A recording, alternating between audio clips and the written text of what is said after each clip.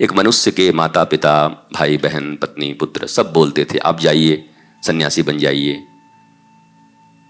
परिवार का उद्धार करिए। पर उन्होंने पढ़ रखा था कि बिना घर से विद्रोह किए सन्यासी कैसा? घर वाले सब रोक ही नहीं रहे, विद्रोह कर ही नहीं रहे, तो बड़े अटपटे रहते थे कि अरे कोई रोक नहीं रहा है, जब तक युद्ध न हो, जब तक मैं इस्टेब्लिश न करूं कि मेरा मन भगवान में लगता है संसार में नहीं, तो मजा ही नहीं आ रहा था उनको सन्यास ग्रहण करने में। मतलब सभी कुछ राजी है, सहज है, इतना सहज कैसे हो सकता है? जैसे दुनिया में कभी कभी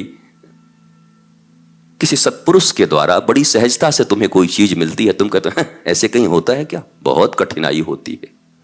तो जब तक घनचक्कर तुम्हें न लगा दे, वो लाल कपड़े में नीला डोरा बंधवा के और बाएं पैर में काला डोरा बंधवा के, और जब तक तुमको पता नहीं क्या क्या गूगल में धूप मिला के न खिला दे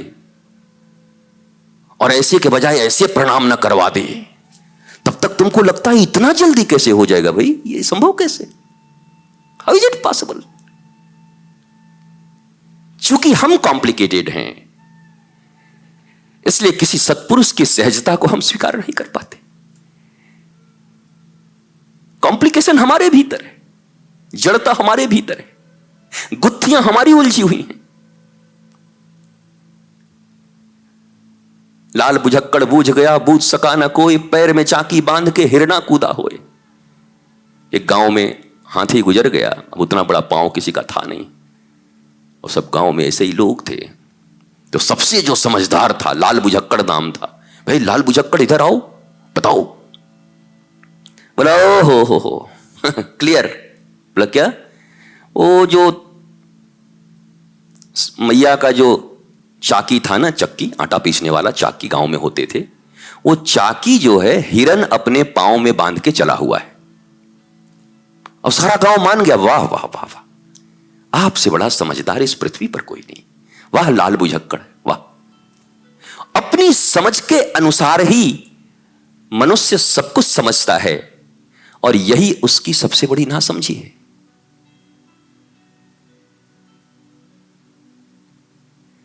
तुम्हारा योग जब तक श्री कृष्ण से नहीं हुआ है, तब तक तुम्हारी समझ बहुत कंजर्वेटिव है, तो बहुत क्षुद्र, और क्षुद्रता से विराट को पाना बहुत कठिन है। इस संसार में साधारण धन और नौकरी पाने के लिए भी एलिजिबिलिटी चाहिए, योग्यता चाहिए, और तुम योग्यता विहीन होकर के परमात्मा को पाना चाहते हो, पूर्ण को। या तो फिर धना की तरह, धन्ना जाट की तरह सहज हो जाओ, टिक्कर बनाओ, खुद खाओ, कहो हाँ पाओ, तुम भी गैया चराते हो, बड़े मेहनत करते हो। या तो सबरी की तरह सहज हो जाओ कि मीठा मीठा खाना है, ऐसे नहीं, रुकी रुकी रुकी, ये खाइए।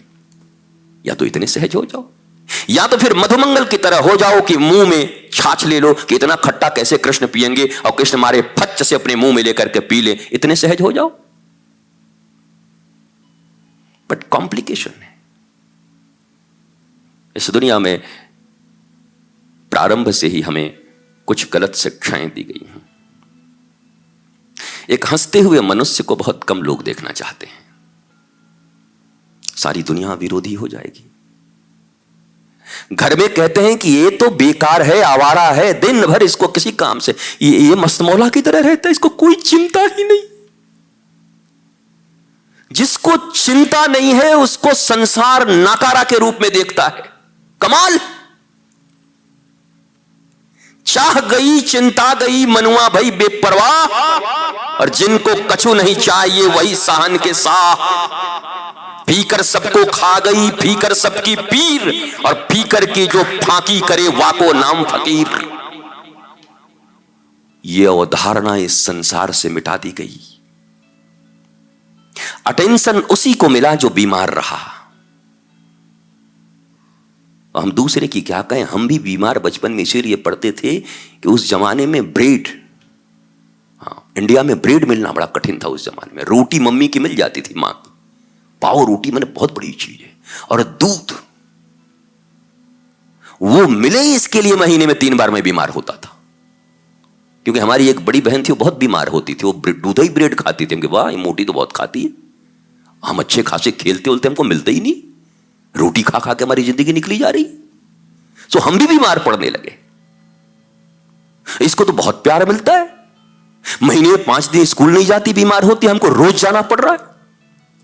तो हमने भी गुणा गणित लगाए कि स्कूल कम जाना पड़े, अटेंशन ज्यादा मिले, मिल्क एंड ब्रेड सहजता से उपलब्ध हो जाए। अब बचे खुचे अंगूर भी मिलने लगे, तो इससे बढ़िया क्या है, बीमार पड़ जाओ। और गांव में बड़ी अच्छी शब्द है, बेराम बोलते हैं बीमार को, बेराम।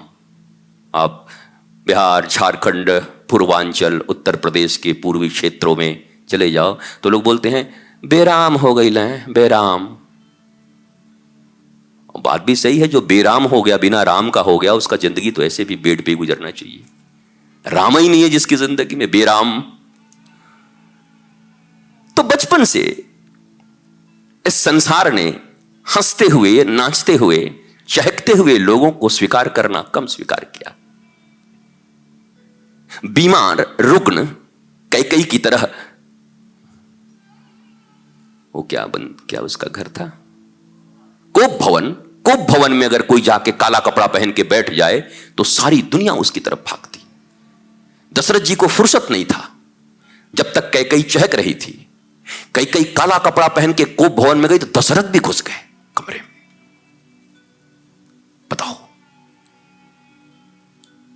तो कोई कलयुग की बात नहीं है, ये त्रेता से है, इसलिए आप लोग चिंतित मत होइएगा। और पति पत्नी में कभी कभी कुछ लड़ाइयां हो जाती हैं, और बार महाराज जी हमारी बात ही नहीं सुनती। और ये तो सती कौन सा महादेव की बात सुनती थी, पुरानी बीमारी है। आप बल्कि अपने आप को प्रसन्न किया कीजिए, कहे मैं महादेव कोटि का इंसान हूं। बोला कैसे? बोला उनकी भी बात पत्नी नहीं सुनती थी, मेरी भी नहीं सुनती है। इस मामले में हम लोग दोनों बराबर हैं।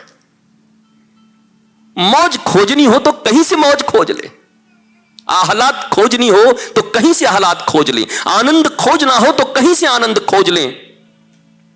पर हमारे एक रिश्तेदार थे, दुनिया के सारे सुखों में से दुख कैसे चुन के निकालना है उसके वो एक्सपर्ट थे। भरी सभा में चारों तरफ आनंद है, उसमें से वो दुख खोज के निकाल लेते और 3-4 लोग उनके साथ खड़े होकर के नीम के वृक्ष के नीचे बैठ जाते, निंदा शुरू हो जाती। मेरे गुरुदेव बड़ी प्यारा बात कहा करते, अगर आपका ऐसा स्वभाव हो गया है तो अपने स्वभाव से घृणा करिए। एकांत में परम पिता के पास खड़े होकर के रोइए और कहिए कि मेरा यह स्वभाव मेरी दुर्गति कर रहा है, हे नाथ दया करो प्रभु, मैं आनंद से भी कंस खोज ले रहा हूं। मथुरा में ही कृष्ण हैं और मथुरा में ही कंस हैं, तुम्हें चाहिए कौन? मैं फिर कह रहा हूं,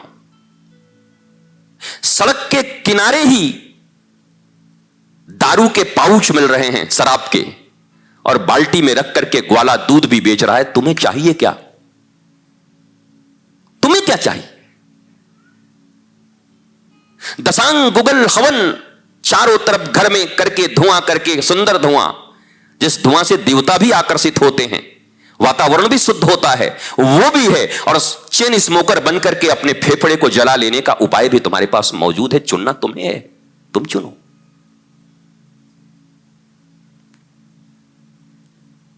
कलयुग आ गया, कलयुग आ गया। कलयुग तुम्हारे भीतर समा गया है, बाकी चारों तरफ सतयुग दिखाई पड़ रहा है मुझे। जो सत्य में जी रहे हैं, कृष्ण में जी रहे हैं, भक्ति में जी रहे हैं, राधा रानी में जी रहे हैं, आह्लाद में जी रहे हैं, उनके लिए आज भी सतयुग है। और नहीं तो सतयुग में भी हिरण्याक्ष था, हिरण्यकश्यपु थे।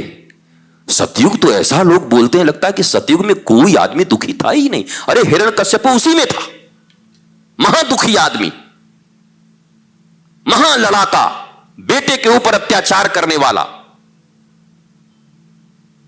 और इस कली काल में देखो तो मीरा हैं, रैदास हैं, चोखा मेला हैं, नामदेव हैं, जनाबाई हैं, कौन नहीं है? कौन नहीं?